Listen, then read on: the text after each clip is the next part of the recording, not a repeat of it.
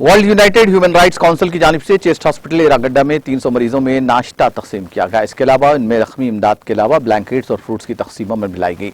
इस मौके पर सदर मोहम्मद नईमुर रहमान, कौमी सदर मोहम्मद भाई, कौमी चेयरमैन मोहम्मद शरीफ कुरैशी और मोहम्मद बारी भी मौजूद थे।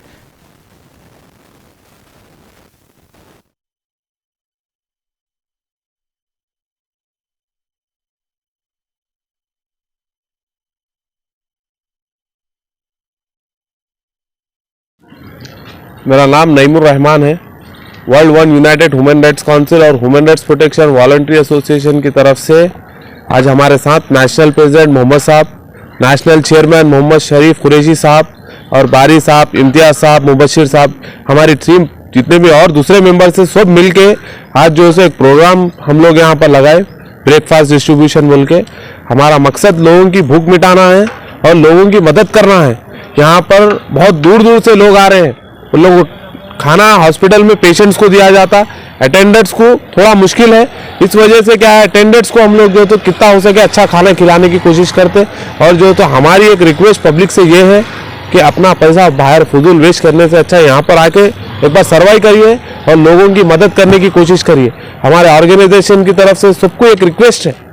Thank you everyone. और क्या क्या करते हैं आपको ये बोलते नेक्स्ट में? और आगे चल के हमारे सदर मोहतरम मोहम्मद साहब, उनकी बदौलत हम जो है सो आज एक मुकाम तक पहुंचे और हमारे मोहम्मद शरीफ कुरैशी साहब की बदौलत हम यहाँ तक पहुंचे। हम लोग जो है सो यहाँ से और आगे जो है सो हम लोगों का ये इरादा है कि हर एवरीडे ब्रेकफास्ट लगाने का इरादा है और जो है सो लोगों को जो है सो जितना हो सके उतना लंच देने की कोशिश भी हम लोग कर रहे हैं। और हम लोग पास में जो है सो बेडशीट्स और जो है सो लंच और डिनर ये सब चीज़ों का इंतजाम कर रहे हैं हम लोग। अब आने वाला समर है, समर में भी जितना हो सके उतना लोगों को अच्छी सहूलतें देने की कोशिश करेंगे।